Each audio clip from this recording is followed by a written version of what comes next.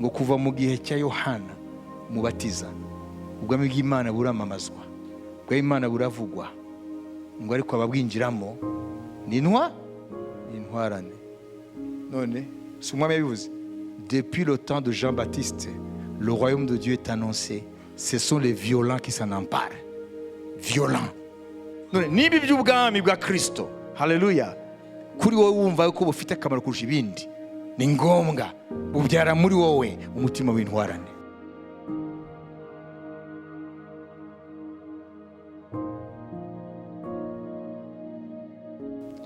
Ko ibimenyetso byose Bibiliya itanga byo kugaruka kwa Yesu Kristo bimaze kugaragara, kuko Imana idatwara itorero. Uyu munsi uramenya impamvu. Amen. Haleluya. Ibimenyetso byose byo kugaruka kwa Yesu bitangwa na Bibiliya bimaze kugaragara. Ushaka ko mbikubwira kimwe ukindi njya mbivuga hano. Amen. None ni kuko Imana itaratwara itorero.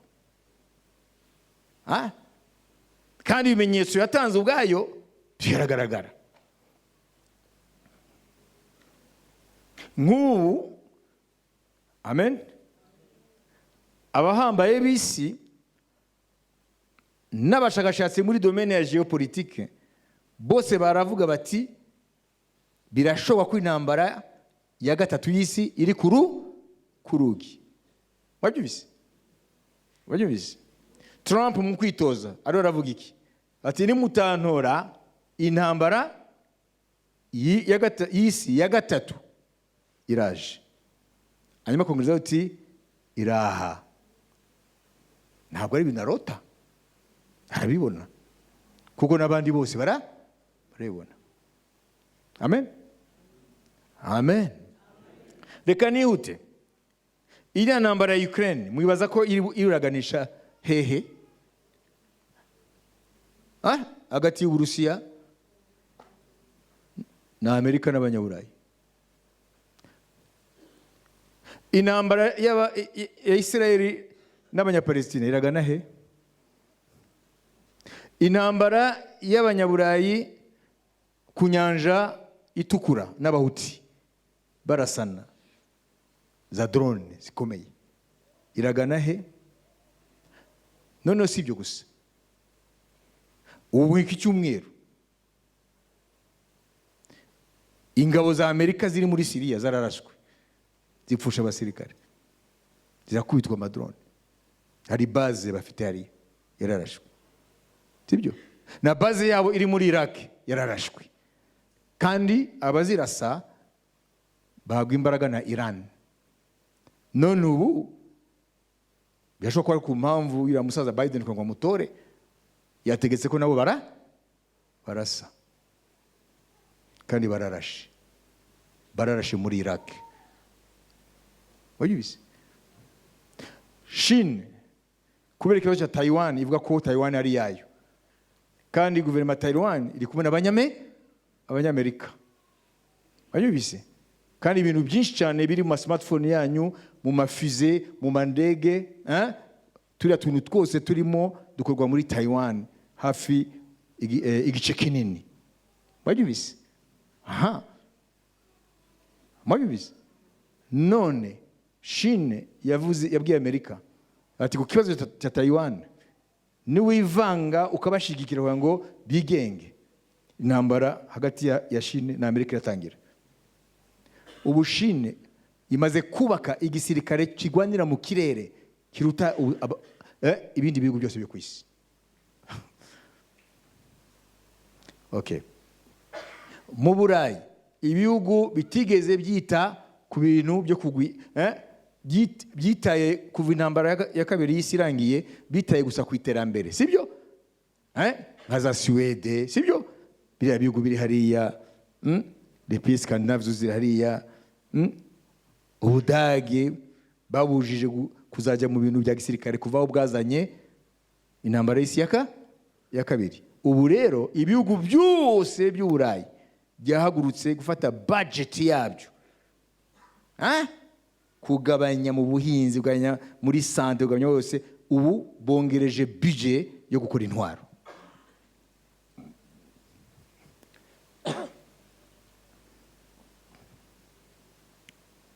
mu buzo bashaka gukora nibura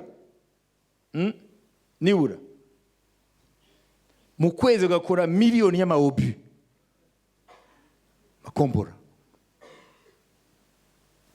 Ni ukuvuga ibimenyetso byose Bibiliya ivuga tudashizeho za virusi ziriho ibyorezo. Amen. Ijambo ry'ubuhanuzi muri uyu mwaka mu bimenyetso byatanzwe ari le crise sociale, murabyibuka? None ubu hari iki? Mu Burayi hari iki? Imyigaragambyo y'abahinzi bagafata amamashini ahinga bakafungisha umuhanda. Iyo babyita gute? Crise sociale et sociétale nayo iraza. Canada ni igihugu cyari kizwi ko ari igihugu cy'amahoro. Banyumvise bo ntibigeze bashira imbaraga mu gisirikare. Dere muri Canada ibintu by'ubwihebe bitaraza cyari ikintu cy'imboneka rimwe ngo uzabone umusirikare n'intwaro cyaraziraga. Banyumvise kubera iki ko Canada uretse abasangwa butaka baho, Amerika uko yavutse mu ntambara gakomeza igihugu cy'intambara. Abanyaburayi rero baje gufata Amerika bagatangiza leta zunze Amerika. Bamwe muri bo baje kurambirwa n'umuka w'intambara, nibo bagiye muri Canada batangiza Canada ngo ni igihugu cy'amahoro. Hanyuma bakora amasezerano na Amerika kuko twebwe ntago dushaka igisirikare n'ibiki. Bagira convention ngo Amerika izababera igisirikare. Nivuga ngo ikirere cya Canada gicunzwe na Amerika. Ingabo za Canada ziraho gusa, niyo mpamvu utazabumva Canada mu ntambara nyinshi cyane. Ariko ubu nibwo bwa mbere nta myigaragambyo yabagaho, atari uko batayemerewe, ariko ubu nabo bari mu myigaragambyo. Abanyeshuri bose bahagurutse kubera ko bategereje amafaranga yabo ya bourse bayabuze. Hanyuma igisubizo ngo yagiye muri Ukraine. Amafaranga ya education yagiye muri Ukraine. Ubu rero hari myigaragambyo. Iyo yose n'ama crise sociale. Wabyumvise? Rero nshobora kuba ibimenyetso byinshi ariko kuvuga menshi si abwirwa menshi kuba ibimenyetso biga kwa Yesu byose biragaragara. None ikibazo niki? Ku ibimenyetso bigaragara kuko Imana idatwara itorero. Kuko idatwara itorero. Kubera iki isoza ubuhanuzi bwose bwavuzwe. Amen. Hanyuma nisohoze ubuhanuzi vuga ngo abagabo babiri bazaba bari mu murima, umwe azajyanwa uwundi asigare. Abagore babiri bazaba basya ku rusyo, umwe azajyanwa uwundi asigare. Abantu babiri bazaba bari mu murima, umwe azajyanwa uwundi asigare. Kubera iki ubu buhanuzi bwo Imana itabusoza? Kuko enlèvement de l'église, izamuka ry'itorero, amen, rapture mu cyongereza, nubuhanuzi, amen. Yesu yarabuvuze, ba Paulo barabivuze mu mwuka wera. Haleluya. Imana yatanze ibimenyetso ko bizaba mu kuzamura Enoki, mu kuzamura Eliya. Kubera iki bitaba? Webaza kubera iki? Kubera iki Imana itazamura itorero?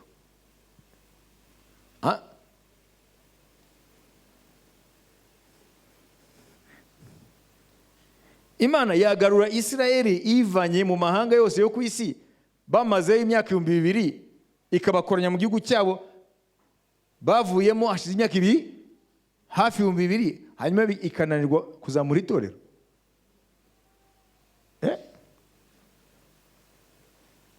Imana yaterura Filipo, amen, amaze kubatiza ya nkone, akisanga mu wundi mugi witwa Azote. Imana ikananirwa yo kukuzamura.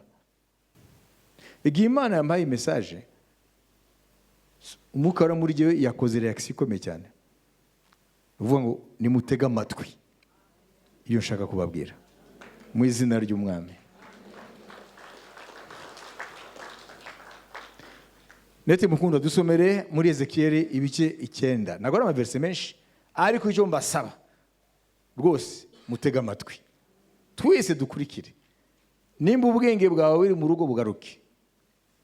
Maze arangurira mu matwi yanjye n'ijwi rirenga ati, abahawe gutwara umurwa nimubigize hafi, umuntu wese afite intwaro yicana mu kuboko kwe. Nuko mbona abantu 6 baturutse mu nzira y'irembo ryo haruguru ryerekeye ikasikazi, umuntu wese afite intwaro yicana mu kuboko kwe.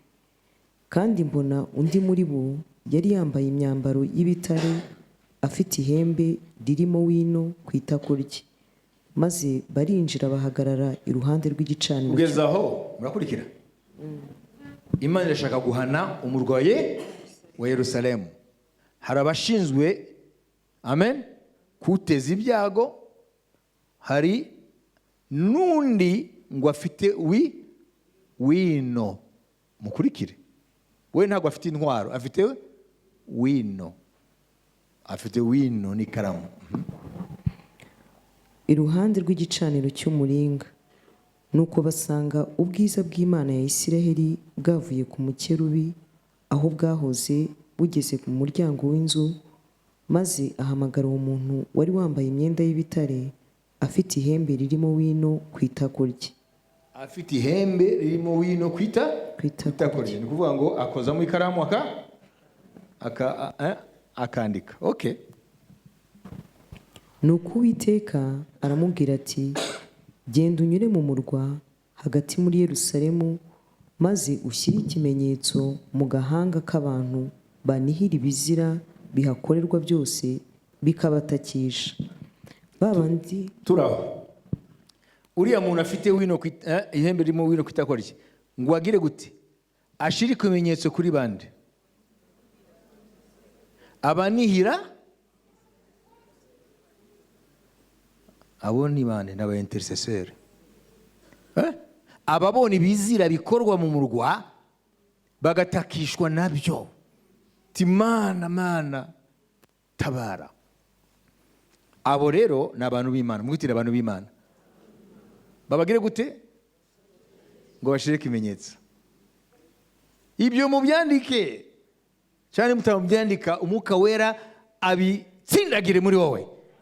Uyu munsi uve hano uzi neza impamvu Imana itazamura itorero. Amen. Suko Imana itari bubizamure. Imana ishaka kubwira impamvu itabikoze ejo hashize. Kandi ibimenyetso byo kuzamura itorero byose Ega ibimenyetso twe turabona ubu si yo kuzamuka ku itorero. Ibigaruka kwa Yesu kwima ingoma. Kandi akigarukana nabera kuyangarukane nabo nuko azabanza kubatwara. Wabibise.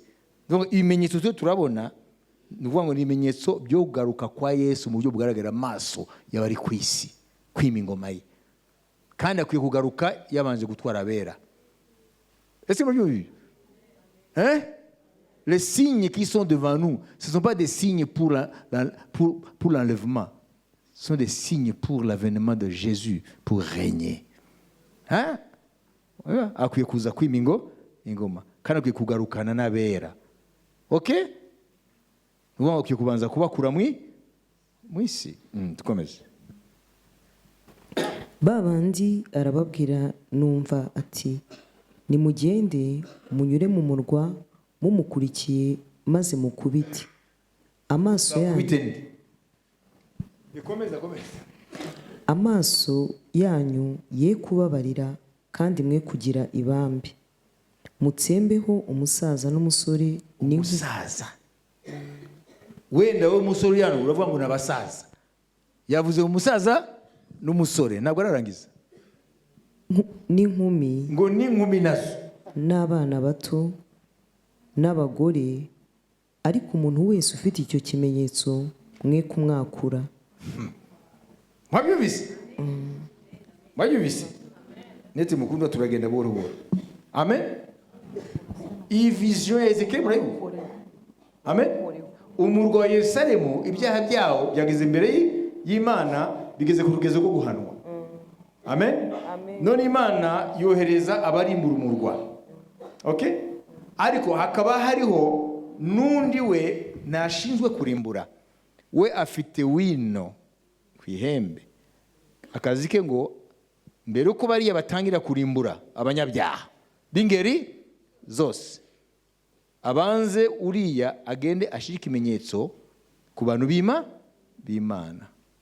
Narangiza gushika ikimenyetso, none ngo bariya barimbura batangire. Kugeza mu byumvise. Amen. Mutaona mambo nyinyi, kuko Imana iri hafi kugaragaza ibyo ndavuga. Reka dukomeze. Ndetse muhere mu buturo bwanjye bwera. Ngo bahere barimbura hehe? Mu buturo ni hehe? Mu itorero. Ntabwo muzi Petero yavuze ngo urubanza ruzahera mu nzu y'Imana. Wagize? Bahere mu buturo.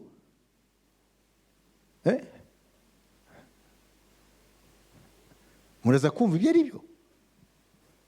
Komeza. Nuko bahera kuri abo basaza bari imbere y'inzu. Bahera ku basaza wazee wa kanisa. Mumuti wazee wa kanisa. Abo nibo bahereyeho. Kumbe dushobora kuba turi aho mu nzu y'Imana, naho Imana itubara mu bakwiye kurimburwa. Ngo les anciens étaient assis. Ngo bari aho elders. Banyumvise? Ngo hera kuri abo. Bene data, ni Imana iravuga. Amen. Kandi arababwira ati, nimuhumanye inzu kandi ingombe zayo muzuzuzemo intumbi. Ngaho nimugende. Nuko baragenda bica bo ku murwa. Nuko bakibica, aho nari nsigaye nikubita hasi nubamye ndataka nti, ayi mwami Uwiteka, mbese uzarimbuza abasigaye ba Isiraheli uburakari bwawe ubusutse i Yerusalemu? Maze arambwira ati, ibibi by'inzu ya Isiraheli n'iya Yuda birakabije, kandi igihugu cyuzuyemo n'amaraso n'umurwa wuzuyemo imanza zigoretse, kuko bavuga bati, Uwiteka yataye igihugu, kandi Uwiteka ntacyo areba. Nanjye ijisho ryanjye ntirizabareba neza, kandi sinzabagirira ibambi, ahubwo ibicumuro byabo nzabigereka ku mitwe yabo. Nuko mbona wa muntu wambaye imyambaro y'ibitare afite ihembe ririmo wino ku itako rye, agaruye ubutumwa ati, nagenje uko wantegetse. Amen. Nagenje uko wantegetse. Uwo ni marayika. Amen. Bene data, kurikira neza. Nimba uzi ko Bibiliya ari ijambo ry'Imana, ntuve hano ubifata nk'imisengere ya buri cyumweru. Umenye ko iyi ni message y'Imana kuri wowe. Amen. Nimba wikunda ugakunda ubugingo bwawe,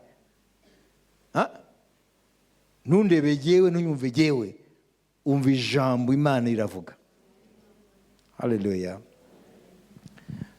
Iki gice ni revelation Ezekiel yahawe.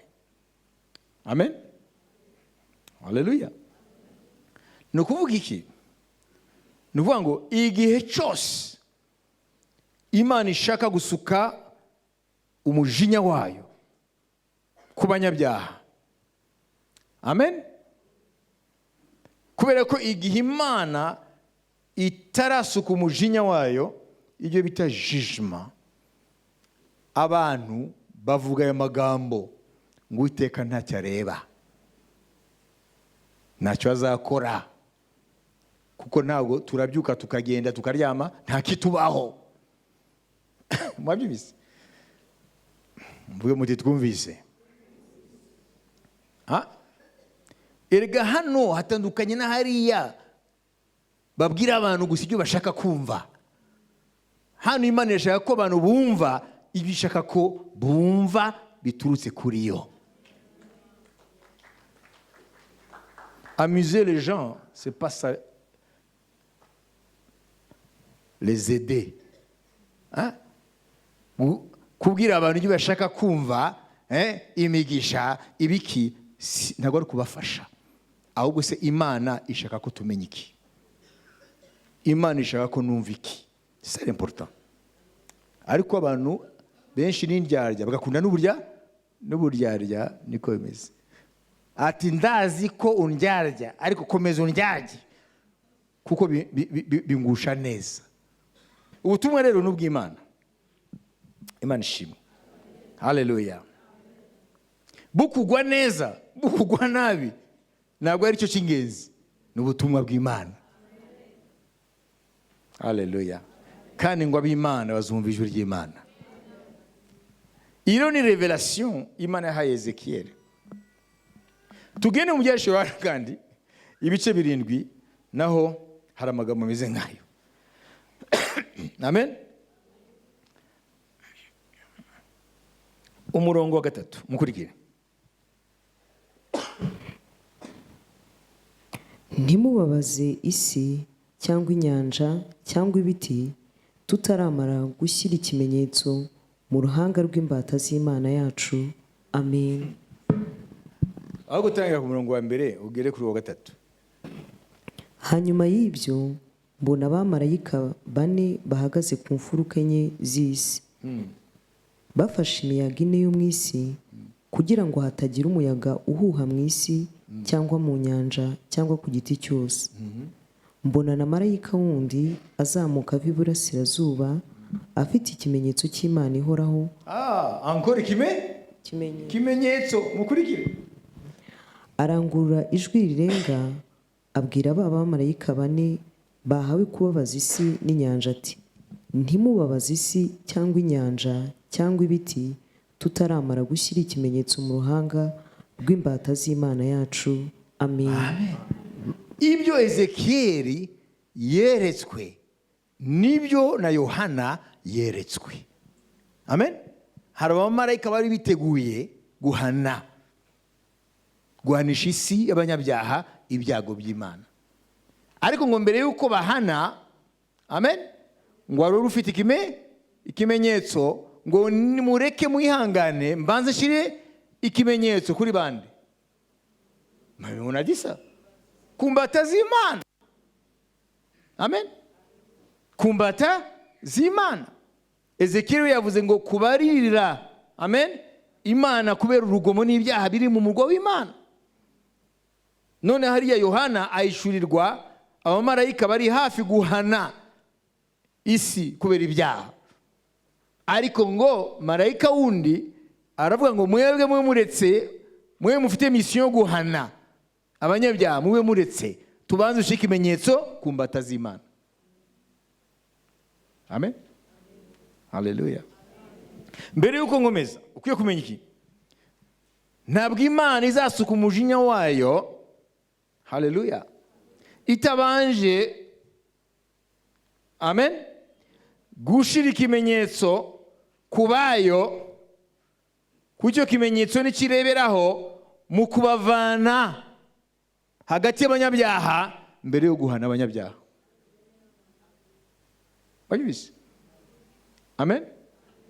Nuvuga mbere yuko Imana ihana abanyabyaha, Imana ibanza gushira ikimenyetso kubayo kugira ngo ibanze bavane hagati y'abanyabyaha ibone guhana. Uyu munsi rero igituma Imana itarazamura itorero kandi biri mu ijambo ryayo, ariko reka naho twasome ko abantu babyumva gusa bikaba byarabaye nk'indirimbo. Amen. Reka tugende vuba vuba, turasoma vuba vuba. Ni kugira ngo mbibutse, sinavuze ko ari umurimo w'intumwa, no kwibutsa, sibyo? Tugende Bakorinto ba mbere. Wowe ujya wandike, nubwo wanditse kera nk'ibivuga n'ubu byandike. 15 Bakorinto ba mbere 15. Amen. Ugere ku murongo wa 50, ugere ku murongo wa 50 wa 53 vuba vuba. Nuko bene data, icyo mvuga ni iki, yuko abafite umubiri n'amaraso bisa batabasha kuragwa ubwami bw'Imana, kandi ibibora bitabasha kuragwa ibitabura. Dore mbamenera ibanga, ntituzasinzira twese, ahubwo twese tuzahindurwa mu kanya gato, ndetse mu kanya nk'ako guhumbya, ubwo impanda y'imperuka izavuga. Impanda izavuga koko, abapfuye bazurwe izavuga koko. izavuga koko. C'est une certitude. Abapfuye bazurwe ubutazongera kubora, natwe duhindurwe.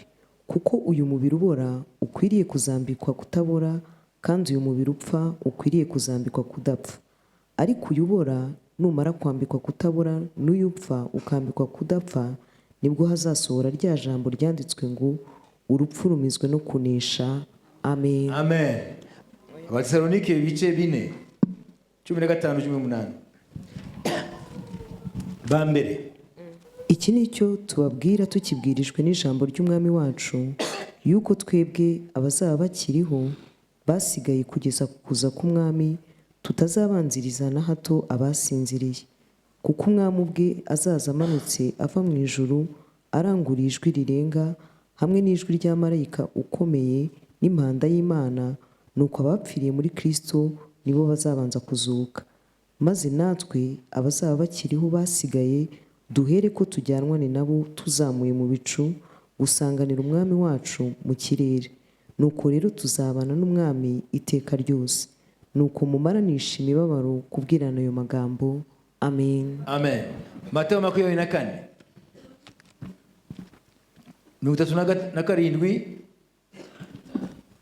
37 Uko iminsi ya Nowa yari iri, no kuza k'umwana w'umuntu niko kuzaba. Kuko nk'uko bari bameze muri iyo minsi yabanjirije umwuzure, bararyaga, baranywaga, bararongoraga, barashyingiraga, bageza ku munsi Nowa yinjiriye mu nkuge. Ntibabimenya kugeza aho umwuzure waziyuka batwara bose. Niko no kuza k'umwana w'umuntu kuzaba.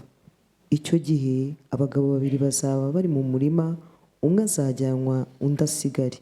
Abagore babiri bazaba basya ku rusyo, umwe azajyanwa undi asigare. Nuko mube maso, kuko mutazi umunsi umwami wanyu azazaho. Ariko ibi mubimenye, iyaba nyir'urugo yari amenye igicuku umujura azaziramo, yabaye maso ntiyamukundiye gucukura inzu ye. Amen. Amen. Turangize kuri Luka 17 tugeze kuri 37. Ushaka kurengera ubugingo bwe wese azabubura, ariko uzabura ubugingo bwe wese azaburokora. Ndababwira yuko muri iryo joro ababiri bazaba baryamye ku buriri bumwe, umwe azajyanwa undi agasigara. Abagore babiri bazaba basera hamwe, umwe azajyanwa undi asigara. Yavuze abantu babiri bazaba bari mu buriri bumwe, sibyo? Ubwo signification ya mbere ni umugore n'umugabo, sibyo? Igihe basezeranaga bavuze ngo ni mirere na mirere, sibyo? None ngo umwe azasigara mu buriri ariwe aragona, undi yagiye, kandi ngo bizaba mu kanya ko guhumbya. Komeza. Ababiri bazaba bari mu murima, umwe azajyanwa undi asigare. Mu murima ni ukuvuga mu kazi. Baramubaza bati, databuja bizabera he? Arababwira ati, aho intumbi iri hose n'inkongoro ziteranira. Amen. Amen. Mashimeje ku mwami Yesu Kristo. Ni bande bizera ko ayo magambo avugwa hano azasozwa? Azasozwa kuko n'ayandi yarasojwe. Amen. Impamvu rero ayo magambo tumaze gusoma hano yo gutwarwa ku itorero mu kanya ko guhumbya, abizeye Kristo by'ukuri, abavutse ubwa kabiri, abihanye ibyaha byabo, abakiranukiye Imana, abari bafite the fear of the Lord, la crainte du Seigneur. Amen. Kutinya Imana kurusha gutinya iyo byose. Abo nibamara kugenda, nibyo bita izamuka ry'itorero. Amen. Niho ibyago bizaza.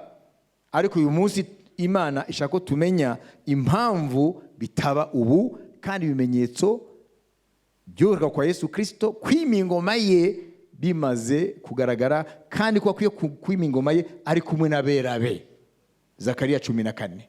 Ngo maze umwami Imana agarukana n'abera be bose. Amen. Nuko azaba yazamuye itorero. Haleluya. None ikintu nyamukuru niki, twumvise ko Imana, Dieu commence d'abord par marquer son peuple. Imana itangira mbere na mbere kugira ikimenyetso kubayo. Haleluya. Ariyo marke y'Imana. Hariya muyerekwa ngo marayika yakoreshaga wino, sibyo? Haleluya. Ariko Paulo aravuga ngo twebwe turi amabarwa ya Kristo atandikishijwe wino, ahubwo yandikishijwe umwuka w'Imana nzima. Nuvuga ngo twebwe rero ntabwo turi marke na wino. Iriya wino ni igishushanyo, nukutwereka twe turi marke. Haleluya. Ikimenyetso turi bubone Imana ishiraho ku muntu wese yita ko ari uwayo. Amen. Udafite ikimenyetso arishuka. Nubwo yari mu itorero bakamuha ibyubahiro akagira gute, ntabwo uwo muntu ari uwayo. Imana yamutsembeye. Haleluya. Bikarusubira ikimenyetso mu isano rya risha icyaricyo. Ikimenyetso cy'abantu b'Imana icyaricyo. Ntabwo ari karita y'Ibatisimu. Amen. Haleluya. Ntabwo ari kuba warinjiye mu mazi menshi gusa. Haleluya. Haleluya. Ntabwo ari kubera ko bakuzi gusa mu itorero. Amen. Ntabwo ari ministeri runaka. Ntabwo ari impano runaka yagaza mu itorero. Ntabwo ari umurimo runaka. Ibyo biratandukanye. Nubwo nabyo ari byiza. Abefeso 1:13-14. Imana yashaka kubwira ngo mu isano rishya Imana ikoresha iki mu gushira ikimenyetso kubayo? Ikoresha iki? Niki Imana ikoresha? Birababaje bene data. Nimba Imana ivuga ngo abayo bashizwe ikimenyetso, ariko wowe niyitwarike kumenya ese ndagifite. Kandi nuve hano uvuga ngo Imana nibizi, ukwiye kubimenya. Bibiliya kubwira ngo ukwiye kubimenya. Haleluya. Nuje kubaza umugore wawe ngo ndebera, kuko ntabwo twebwe twandikwa na wino ngo you belong to God. Nta muntu ukurebera. Umushumba wawe ntabwo akurebera. None se nakurebera we ndeza murebera? Turaza kubereka inzira Imana yashizeho yo ko umuntu wese akwiye kubimenya ko afite ikimenyetso cyangwa atagifite. Netse mu gusome.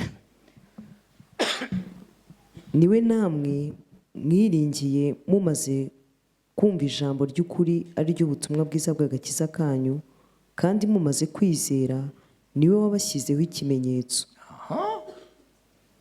ari cyo mwuka wera mwasezeranijwe, uwo twahaweho ingwate yo kuzaragwa wa murage kugeza ubwo ab'Imana yaronse izabacungura ubwiza bwayo bushimwe. Amen. Ngo yadushyize ikimenyetso twebwe aba Yesu ni ikihe? Ni umwuka wera.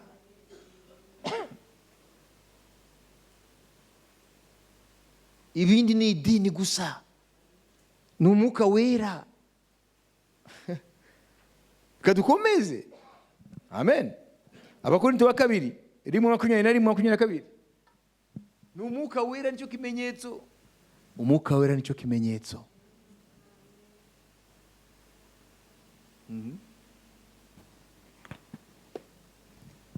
2 Corinthiens 1:21-22.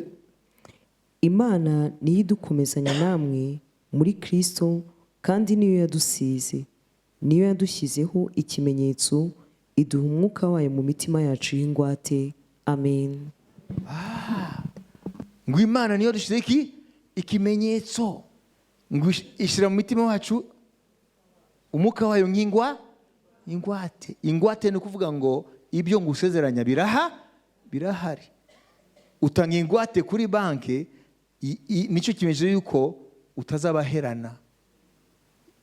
Umwenda baguhaye ntibazahomba, bazawugarura n'inyungu zabo.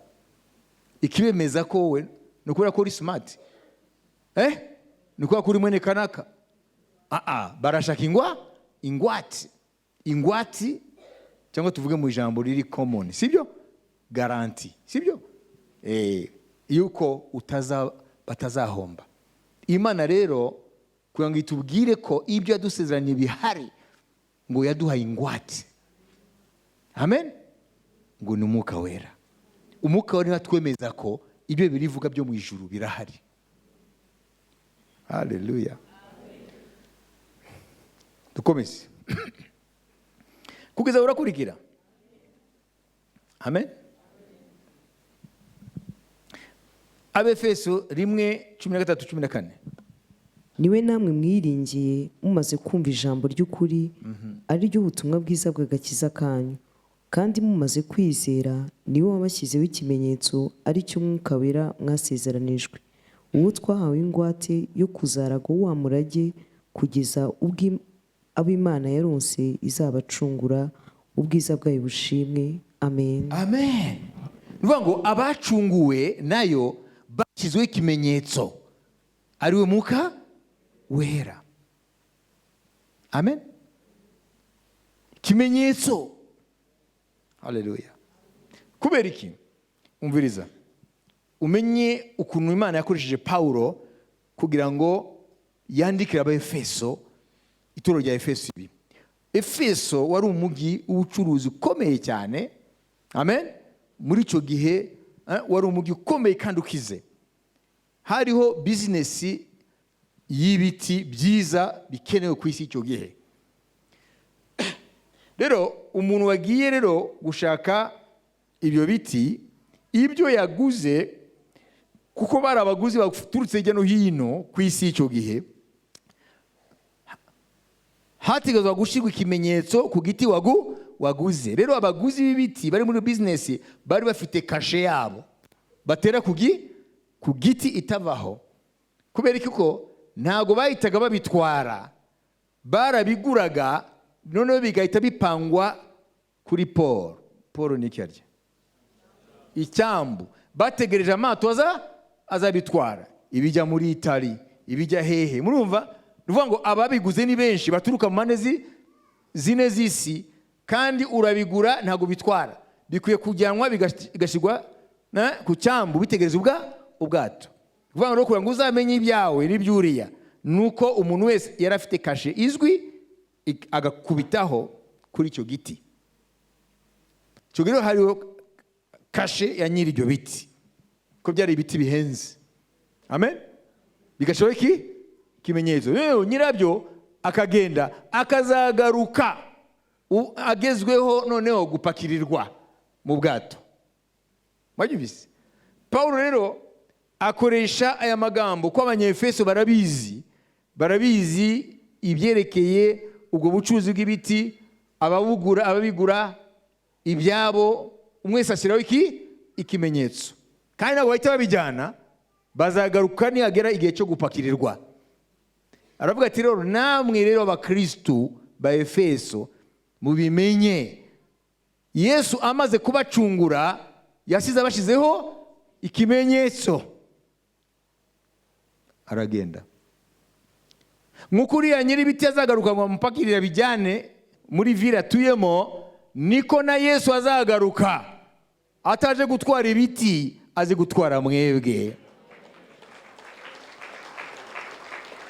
Ibyo babyita analogy.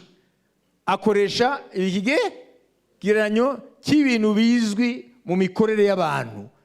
Amen. Kugira ngo bamenye ko mu mwuka niko Imana yabigenje. Nivuga ngo Yesu adushaye ikimenyetso ko turabe tumaze kwemerwa nawe, ariko ntabwo ahita atujyana nk'uriya agura ibiti, kuko n'abacuruzi benshi nako n'abantu benshi bajya kugura ibyo biti bya Efeso muri icyo gihe. Noneho kuri Paul ku cyambu akaba ari ibiti, amatoni y'ibiti, irani byuriya, uriya no muri Italy, uriya no wahehe, byuzuye aho bitegereje ubwato buzabitwara. Mwabyumvise? Buri biti rero bifite ibimenyetso bya nyirabyo, bifite kashe. Amen.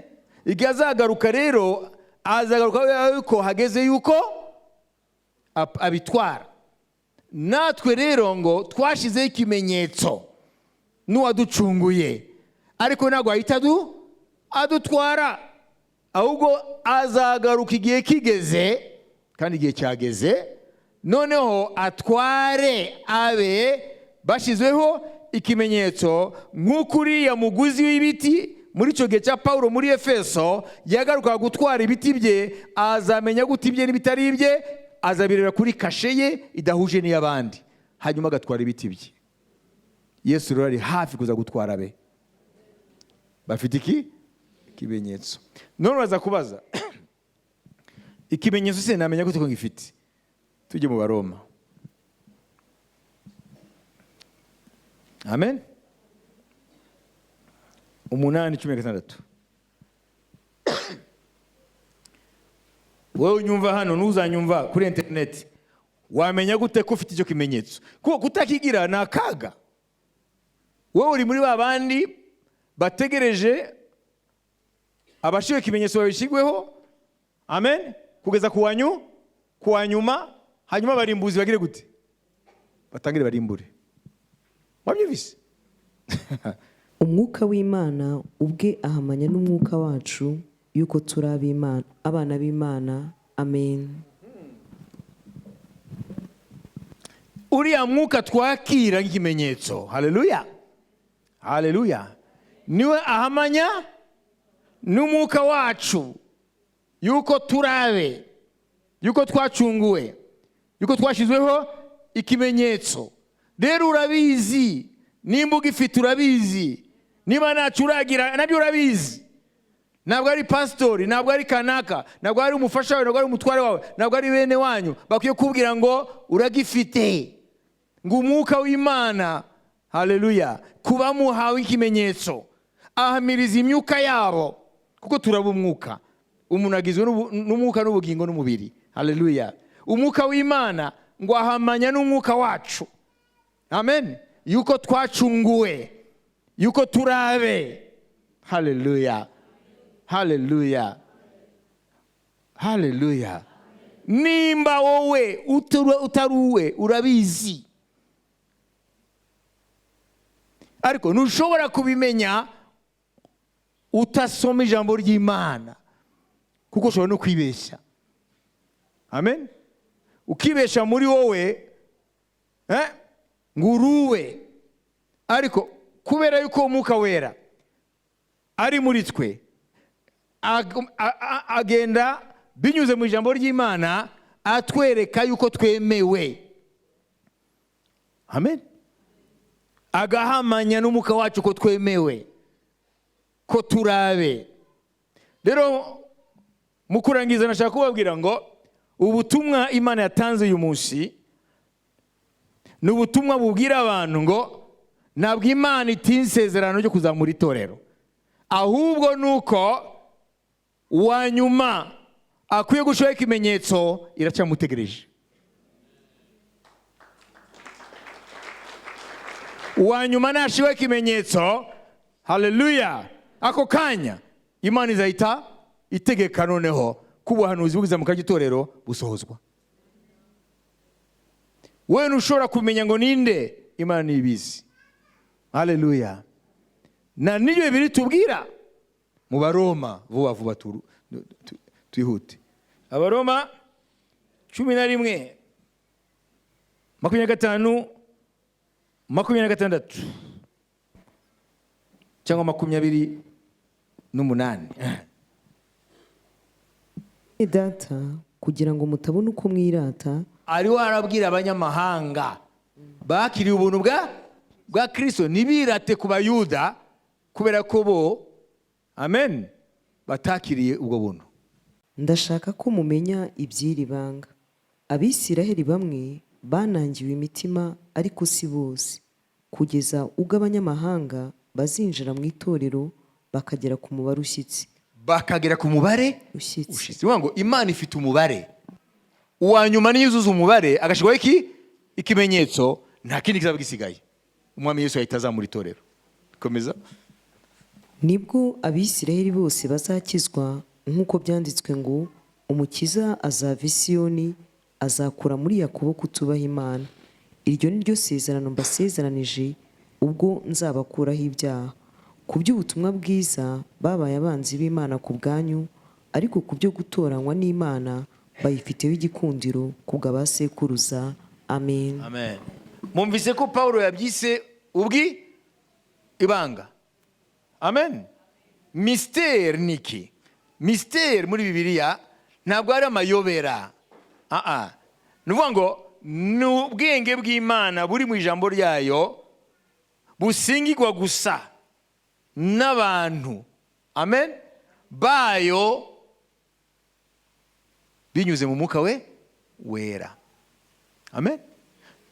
Selon la Bible, le concept de mystère signifie des vérités qui ne sont accessibles que par les seuls initiés. Abumuka wera, haleluya. Amen. Muri bo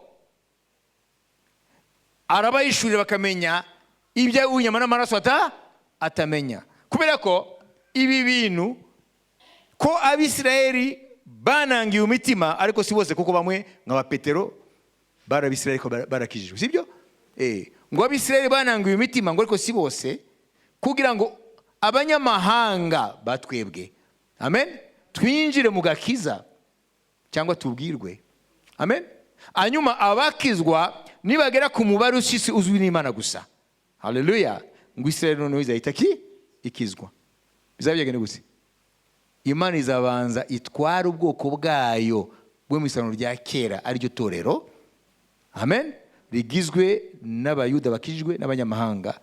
Noneho Imana yose kubatwara ari zamuka ry'itorero yindukira Abisirayeli ibaha agakiza.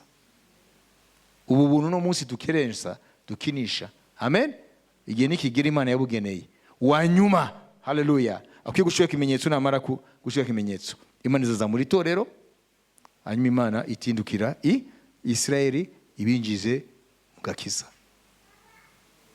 Mwabyumvise? Paulo yabyise ubwiru. Na niyo mu matorero menshi ntibanigisha ibi. Mwabyumvise? Abana naho urwo banabyumva nta importance babiha, kuko ntago byinjira ngo bibuje muri bo. Ariko ibintu ndavuga ni ukuri kw'Imana kandi bizaba.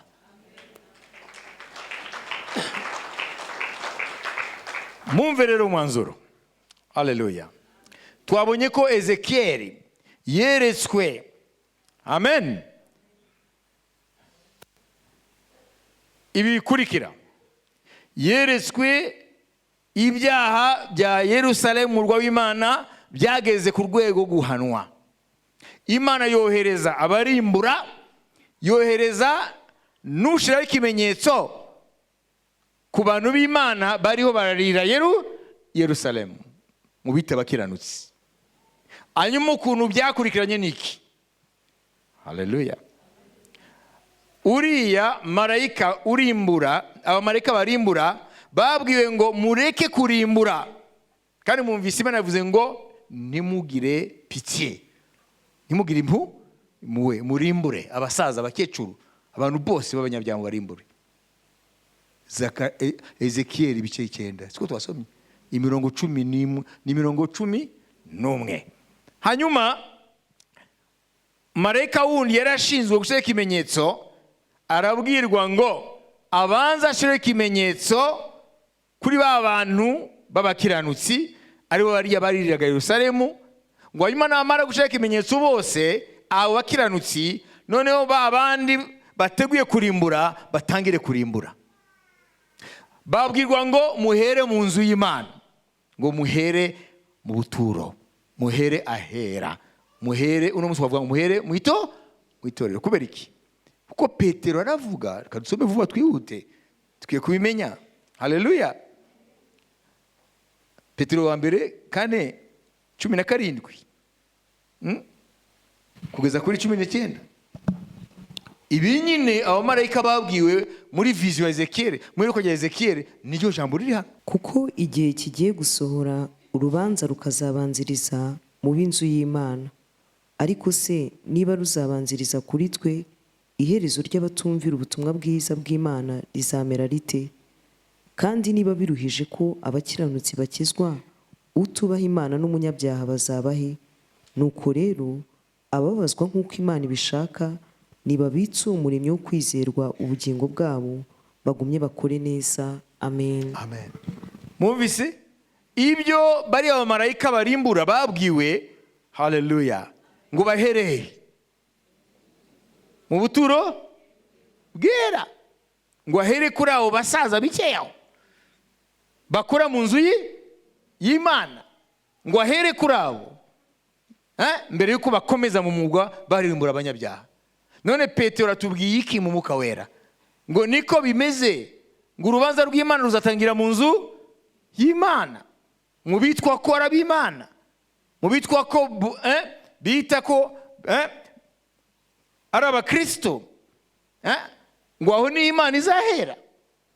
Nuvuga Imana imara kuzamura itorero, haleluya, aba mbere bazatangira kugira ibibazo nabo mu nzu y'Imana bazaba basigaye. Nuvuga mwene data, kwitwa ko wakijijwe hanyuma wowe ntushyiweho ikimenyetso ukazasigara Imana imaze gutwara itorero, ni akaga gakomeye. Wabyumvise? Turarangije. Urubanza ruzahera he? Nuvuga ngo Petero ari warashemangira vision ya Ezekiyeli. Amen. Urubanza ruzatangira mu nzu y'Imana. Haleluya. Hanyuma abashyira ikimenyetso bamaze kugishyirwaho, hakurikiye iki? Muri ya yerekwa rya Ezekiyeli. Ezekiyeli umuhanuzi wabayeho mu kinyejana cya 7 mbere ya Yesu Kristo. Amen. Yari n'umutambyi. Haleluya.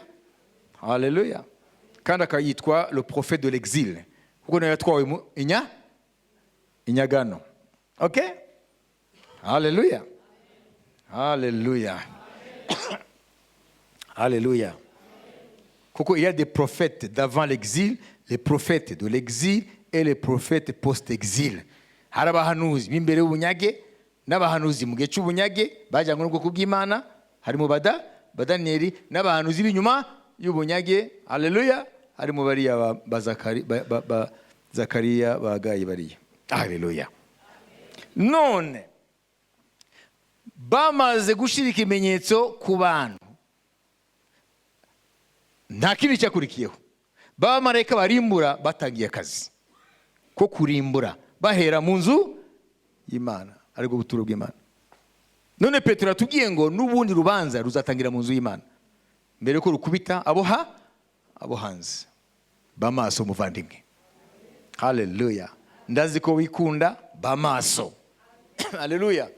Ibintu yo kuvanga igihe kirageze. Vangura ibintu, vangura ibishimwa mu bigahwa. Imana yagutegetse vangura ibintu kugira ngo bisobanuke. Gufata impu zombi mu isi, urashaka iby'isi biraryoshye, no kujya mu ijuru hararyoshye. Ntabwo ushobora, haleluya, kwiruka inyuma y'inkwavu ebyiri. Kwiruka inyuma y'inkwavu ebyiri nibikunda. Umugani w'igifaransa, on ne peut pas courir derrière de lièvre à la fois. Fata inkwavu rumwe urufate, sibyo?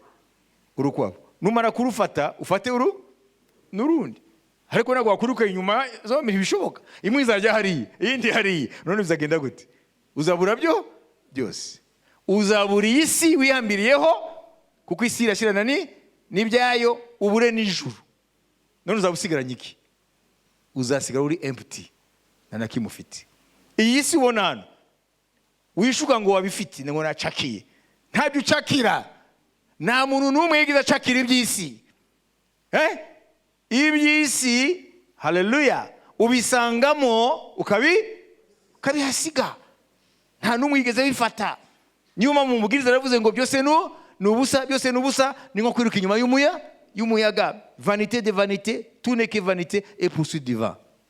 Muvuge muti amen. Muvuge muti amen. Vanitas, vanitatum omnia vanitas. Vanité de vanité, tout n'est que vanité, poursuite du vent. Ubusa, byose n'ubusa, byo muri isi, ni nko kwiruka inyuma y'umuyaga. Haleluya. Haleluya. Mbere yuko mvuga amagambo make hanyuma dusenge, ko twese urasenga uyu mwanya, kuko umuntu wese arakunda ubugingo bwe. Amen, amen. Nashaka segonda imwe baza uwo mukeranye, kugeza uyu mwanya wungutse iki?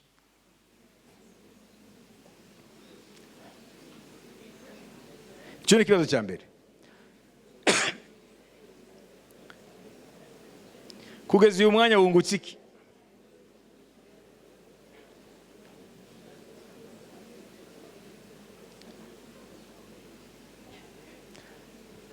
Aha.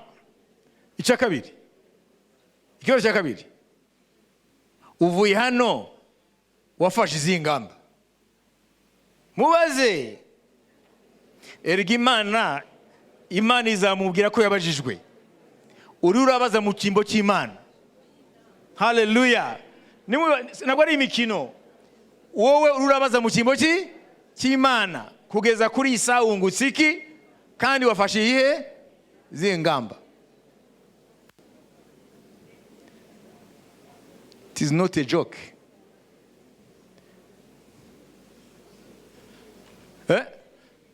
Wafashe iyihe ngamba?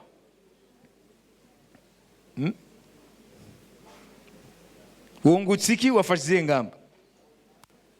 Nimba nta kimenyetso umuntu aharanira ko agishirwaho, kuko hari uruhare rwo kuharanira. Mwabibise? Amen. Mwabibise? Kuko biravuga ngo nimukareke ubuntu bw'Imana mwahawe bupfa ubusa. Bivuga ngo ubuntu twahawe dushobora kubupfusha ubusa, tukaba intashima, ntibigire icyo bimara. Ndashaka kubabwira ijambo rikurikira. Nimba ikimenyetso cy'Imana umuntu atagifite ngo agire intego yo kunezeza Imana, kandi mbabwiza ukuri, ntabwo ishyaka ry'Imana ryihisha. Umuntu afite ishyaka ry'Imana byerekana ko ashima ibyo Yesu yamukoreye, ntabwo byihisha. Ishyaka riraboneka. Kuriya muntu akunda Imana afite n'ishyaka ryayo. Amen. Rero kuza mu itorero tukicara hano ntabwo ariyo sinye yuko dukunda Imana. Ntabwo ari cyo kimenyetso cy'uko dufite ikimenyetso. Ushobora kuzajya hano imyaka n'imyaka ukazazamo ukazarimbuka. Banyubise? Niko Yesu yavuze. Umvirize ijambo nshaka kurangirizaho. Ngo kuva mu gihe cya Yohana Umubatiza, ubwami bw'Imana buramamazwa, bw'Imana buravugwa, ngo ariko ababwinjiramo ni intwarane. None si umwami yabivuze? None intwarane ni iki? Ninde yabisobanurira abanyarwanda intwarane? Dieu mu gifaransa avuga ngo depuis le temps de Jean-Baptiste, le royaume de Dieu est annoncé. Ce sont les violents qui s'en emparent. Violents. Intwarane ni iki mu Kinyarwanda? Intwarane ni kuvuga iki? Intwarane harimo ijambo ubutware. Aha. Nuvuga ngo ni nka kuriya mubona kuri stade. Dufate urugero nubwo bitahwanye cyane, sibyo? Amen. Mumvise ko na Paulo yagiye yigisha mu buryo bw'ingero, sibyo? Iyo hari match abantu benshi bashaka kureba, imikino hari umupira, sibyo? None bakavuga ngo amatike yaraguzwe kera, hasigaye amatike y'abantu 100, kandi ngo aragurishwa ariya ku marembo. Bigenda gute? Iyo bavuze ngo noneho barakimbye rero ugurisha amatike ari hari, bagira gute? Hariho n'abapfa kubera iki? Kuko uzagera kuri ya gishe bagurisha amatike ni intwa. Voilà. Kuko ntabwo ushaka uriya mukino gucika. None niba iby'ubwami bwa Kristo, haleluya, kuri wowe wumva ko bufite akamaro kurusha ibindi, ni ngombwa bubyara muri wowe umutima w'intwarane.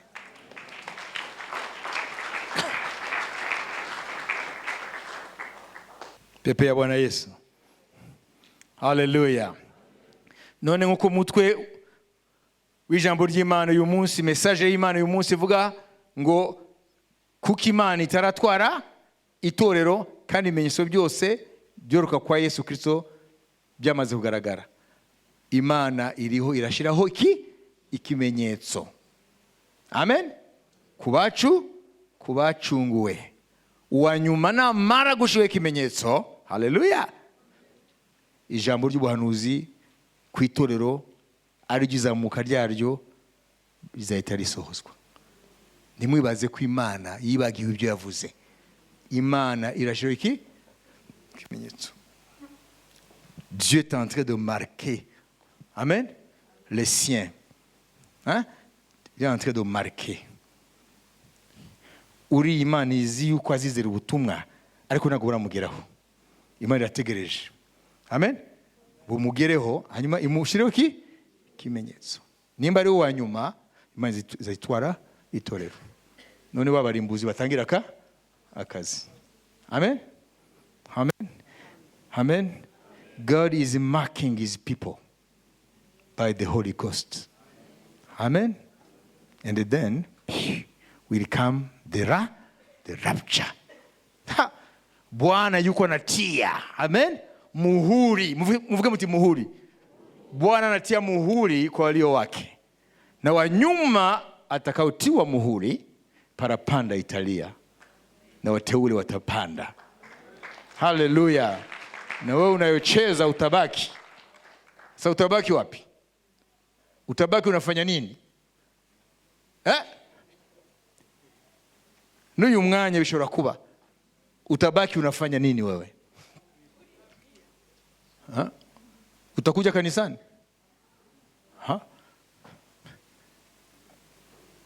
Utafanya nini? Nababwiye ijambo rimwe kandi mbabwije ukuri. Imana irambwira amagambo muka wara muri giye yakoze reaction ikomeye cyane. Mabyumvise? Nuko bizaba ariko bamwe barabyumvise ntacyo byabamariye. Abantu baratakariye mu by'isi. Nibyo birimo. Shughuli za uzima. Shughuli za maisha haya. Ngo mumenye, ngo nimubone ibimenyetso byose bimaze kuboneka. Luka 21. Amen. Amen. Mwiri ni mitima yanyu niremerwe. Niki? Nivutu kurya no kunywa n'umwitwariko ibyo n'amaganya y'isi. Ibyo rero nibyo byuzuye mu mitima y'abantu. Kandi Yesu akurije muri mwe ngo kuremerwa. Murazi ijambo kulemewa. Kuremerwa. Abantu b'umunsi bararemerewe. Bari overloaded by worries. People are overloaded by what? Worries. Abantu bararemerewe n'ama worries. Muvuti bararemerewe n'ama worries. Wowe niki kuremerewe umwanya? Uremerewe niki mutima wawe? Mu ntambara y'isi ya mbere 14-18. 1914-18. Intambara ya mbere yo ku isi yose. Ni intambara ya kabiri yo ku isi ni ryari? 39-45. 1939 baza kuri 45. Igihugu kimwe cyitwa Ubuswisi. Vuga muti Ubuswisi. Ubuswisi, sibyo? Ntiwigeze gwinjira mu mirwano. Bwari neutre. Na niyo mpamvu butashenywe nk'ibindi. La Suisse est restée neutre. Ubuswisi nabwo bari mu ruhande rwa Hitler. Wabyumvise? Yita le pays de l'axe. Ba Hitler cyangwa les alliés abanyame Amerika na Nyaburayi. Bwari hagati. Na niyo mpamvu ibyo abadagi bacagingaga bibaga amazahabu hamwe n'amatablo ahenze miliyoni n'amamiliyoni bajya kubisha mu Buswisi. Hari impamvu mbabwira. Ibindi bihugu byari muri ruhande cyangwa urundi niyo mpamvu byagizweho ingaruka. Ariko Ubuswisi bagumwe buri hagati na hagati. Niyo mpamvu nta muntu ari abanyamerika n'abanyaburayi ntago babubombarize. Ari abahitireri ntago babushenye. Bwo bwari hagati. Babyibise? Bwari neutre. Sibyo? Rero mu by'ubwami bw'Imana nta Buswisi bubaho. Uri mu ruhande rwayo cyangwa uri mu ruhande rw'umwanzi wayo satani. Ariko abantu benshi hano babibereye abasuwisi. Je me répète. Amen. La Suisse est restée neutre pendant la première et la deuxième guerre mondiale. Elle n'était ni du côté des Alliés, les Américains et les Européens, ni du côté des puissances de l'axe Allemagne, Italie, Japon. Comprenez? La Suisse est restée neutre. C'est pour cela qu'elle a été épargnée par la guerre. Malgré effectivement certaines conséquences qu'on a oubliées. Mais en matière spirituelle, il n'y a pas de Suisse. Il n'y a pas de neutralité. Ou bien tu es with Jesus or with Satan. With God or against God. Na hagati habaho. Ubuswisi bwo mu mwuka ntibubaho. Uyu mwanya mbabwira washizeho ikimenyetso cyangwa ntacyo urashirwaho. Amen. Amen. Amen. Hanyuma reka ndangize kuri ibi. Mwigeze mubona umuntu w'umudamu. Amen. Aratwite kandi ntatwite. Mwese mubona? Sasa mke wangu ana mimba tena hana mimba. Icyo bibaho? Ou bien ura cyangwa none wigeze ubona umuntu arakijijwe kandi ntakijijwe, afite ikimenyetso ntacyo afite? Ntibibaho. Rero nta buswisi bubaho mu mwuka. Uyu munsi uhitemo. Amen. Ku ruhande rwa Kristo kandi ugire vuba na rwangu, cyangwa mu ruhande rwa Satani. Ariko uzasangira nawe ingaruka zo kuba rebellious. Amen. Haleluya. Petero 2 ibice 3. 14 mwageze na 15. Nicyo gituma bakundwa, ubwo mutegereje ibyo, mukwiriye kugira umwete wo kuzasangwa mu mahoro, mutagira ikizinga, mutariho umugayo mu maso ye. Mumenye yuko kwihangana k'umwami wacu ari agakiza, nk'uko mwene data ukundwa Pawulo yabandikiye abwirijwe n'ubwenge yahawe. Amen. Imama tuyisoze ku murongo wa 9. Umwami Imana ntitinze isezerano ryayo. Twese umwami Imana ntitinze isezerano ryayo. Umwami Imana ntitinze isezerano ryayo, nk'uko bamwe batekereza yuko iritinza. Ahubwo itwihanganira idashaka ko hagira n'umwe urimbuka, ahubwo ishaka ko bose bihana. Amen. Ngiye impamba mukiye gutwara. Mwumvise ibyo Imana ishaka? Impamvu impanda itavuze ejo hashize ngo irihanganira twebwe abakijijwe niduhagaze neza.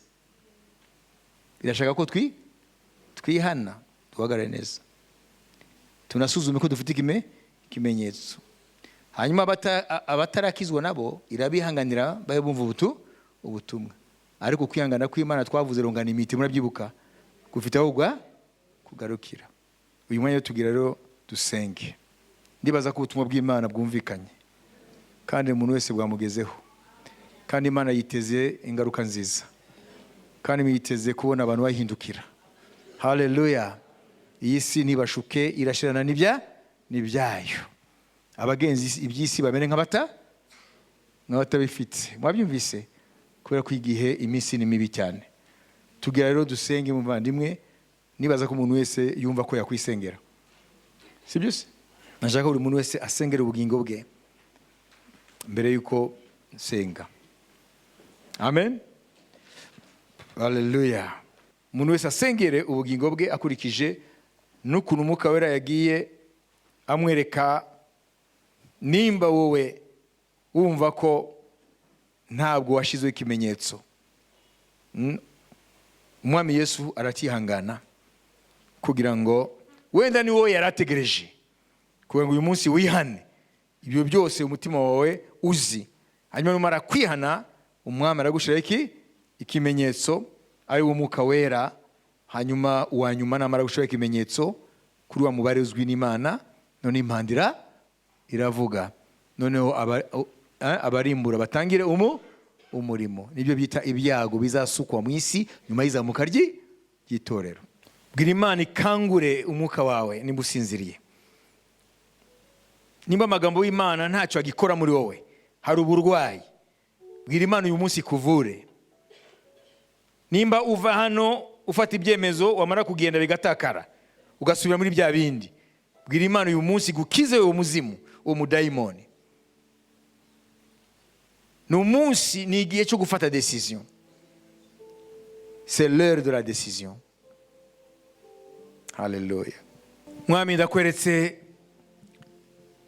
itorero ryawe, ari twebwe turi hano physiquement n'abazakurikira ubutumwa binyuze mu mbuga nkoranyambaga z'itorero. Reka Mwami, iki gihe tutazi uko igisigaye uko kingana, twumvise ko gusa impamvu utaratwara itorero ni ukubera yuko uriho urashaka ikimenyetso ku bawe. Umubare ushitse wabakwiye kwinjira mu itorero niwo wuzi Mwami, ariko natwe turi mu itorero benshi ntabwo duhagaze neza. Nk'uko wakanguye umwuka Zorobabeli, ugakangura umwuka wa Yesu umutambyi mukuru, ugakangura imyuka y'ubwoko bw'Abayuda mu gihe cy'abantu Zakariya na Agayi, noneho bagatangira kwita ku murimo wawe kubaka ingoro yawe. Bari barahugiye mu byabo gusa, umurimo wawe barawuta. Kangura imyuka y'abari mu itorero ryawe Mwami, abasinziriye bakanguke kugira ngo bitahure uko bahagaze, bihane, hanyuma bashire ikimenyetso. Abaguye Mwami bongere babyuke, abasinziriye bakanguke, abapfuye mu mwuka bongere bazuke mu izina rya Yesu Kristo. Ijambo rye yatubwiye ngo umwuka wera niwe ahamanya n'imyuka yacu, akatwemeza ko turabawe, yuko twacunguwe. Ntabwo ari ubwenge bwacu butwemeza, ni umwuka wera atwemeza mu mwuka wacu. Uyu mwanya ndazanye itorero ryawe, ndazanye abantu bose bakufite mu byiringiro, kugira ngo Mwami ntihagire n'umwe asigara utaramushira ikimenyetso. Buri muntu wese mu bacunguwe by'ukuri amenye ko hari ikimenyetso yashizweho, amenye ko Imana imuzi mu buryo bw'umwihariko, kugira ngo atangire kwitwara nk'ufite ikimenyetso, atangire kwitwara nk'uwacunguwe. Confusion spirituelle iveho mu izina rya Yesu. Ijwi ry'umwuka wera ryumvikane mu mutima wawe mu izina rya Yesu. Ndacecekesha ibitekerezo byawe bigushuka mu izina rya Yesu. Ijwi ry'umwuka wera gusa aba ryo rivugira muri wowe, aba ryo rivugira muri wowe. Umwuka w'Imana avugane n'umwuka wawe kugira ngo umenye nimba waracunguwe koko mu izina rya Yesu. Mwami, ndasengeye abawe bose kugira ngo bashirweho ikimenyetso cy'umunsi wo gucungurwa. Kandi baratubwiye muri Efeso 4:30, ntimugateze agahinda umwuka wera w'Imana wabashiriweho kuba ikimenyetso cyo ku munsi wo gucungurwa. Mwami, abashiriweho ikimenyetso ubaye gutangira kwinjira mu nzira yo kwezwa, ntibazongere guteza agahinda umwuka wera wabashiriweho ikimenyetso. Mu izina rya Yesu uvuge uti, Mwami Yesu, umpa imbaraga zo kugukiranukira mu gihe ngutegereje nk'uwacunguwe. Umpa imbaraga zo kugendera mu nzira yo kwera, undinde guteza agahinda. Umwuka wera wawe wanshiriweho kuba ikimenyetso cyo ku munsi wo gucungurwa, nk'uko ijambo ryawe ribivuga mu Efeso 4:30. Mu izina rya Yesu, Mana umbashishe guhora nezeza umwuka wera. mu izina rya Yesu. Ndagushimiye ko wamisemo ukama gucungurwa, none wanshizeho ikimenyetso yuko ndi uwawe. Ubuzima nshigaje umekwerwa, kwezwa, kugendera mu kubaha Imana, mu gutinya icyaha no kunezeza Umwuka Wera. Ijambo ryawe aba ari ryo rinyobora, atari ibitekerezo byanjye. Umbabarire ibyaha byose bihagaze imbere yawe binshinja. Umbabarire ibintu byose nakoze, navuze, natekereje bitakunezeza. Uyu munsi ndafashe icyemezo kugira ngo ngende nk'uwashyizeho ikimenyetso. Mu izina rya Yesu nakiriye imbabazi zawe. Mu izina rya Yesu nakiriye ubuntu bwawe. Mu izina rya Yesu nakiriye imbaraga zawe zimbatuye. Sinongere kuba imbata y'ibinyoma bya Satani. Ubwenge bwanjye ntibuzongere kunshuka, ariko uyu munsi nemeye kuyoborwa n'Umwuka Wera n'ijambo ryawe.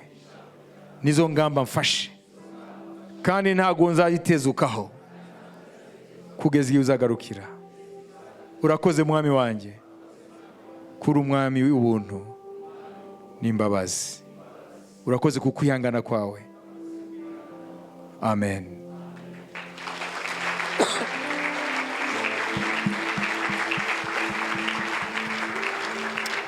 Hallelujah. Hallelujah. Ndabinginze mu izina rya Yesu, nimba wasenze isengesho, nuve hano hanyuma ugende wisubire nk'uko wari umeze. Ukwiye gufata ingamba. Tu dois agir conséquemment. Hallelujah. Uzirikane ibyo wabwiye Imana. Hindura. Mu isi hari ibibazo, yego. Mu isi hari ingorane zitandukanye, ariko Yesu yaratubwiye ngo nimuhumure, mugire amahoro muri jye, ko nanesheje iyi si. Ntabwo isi uzayinesha mu mbaraga zawe, mu kwiruka hirya no hino, ngo ndashugurika ndebe ukuntu nkemura ibibazo. Ukwiye kwizera ko umwami wakiriye nimba wamwakiriye. Yarakubwiye muri Yohana 16:33 ngo nimugire amahoro muri jye, muhumure. Muri iyi si muzahura n'ingorane, ariko muhumure, narayinesheje. None ni gute utisunga wayinesheje ukajya kwisunga ubwenge bwawe n'amayeri yawe n'ibindi ngo ushaka kwivana mu bibazo? Uko ushaka kwivana mu bibazo niko umera nk'umuntu ari rivuruguta mu nshundura, mbere n'akaguru kari kafashwe, haraza gufatwa n'akandi n'ukuboko gufatwe. Ukwiye kwisunga Yesu. Kandi nshaka kubabwira uyu munsi icyo Imana ivuga, kandi Imana yarabinyeretse. Imana yarambwiye ngo dore nkwereke abantu. Imana yarabanyeretse, iravuga ngo iki gihe, umviriza, iki gihe imitima y'abantu irarwaye. Ibi Imana yabinyeretse, inyereka abantu. Rero turabona abantu ati nubwo ubutumwa bubwirizwa ngo imitima y'abantu irarwaye, ntabwo ihinduka. Ntibabuze kubwirizwa, ntibabuze kwigishwa, ariko imitima irarwaye mu buryo idahinduka. Rero ntuzabe muri abo bene data. Hinduka bifata inzira. Imana ihabwa icyubahiro. Nawe kwinjira mu matorero ukasohoka ukagenda ntacyo bimaze, ahubwo uri kurira amakara aza gutwika kuri wa munsi. Reka tubahe umugisha. Hallelujah. Ubuntu bw'umwami wacu Yesu Kristo n'urukundo rw'Imana no gusabana n'Umwuka Wera by'antu twese. Amen. Shalom.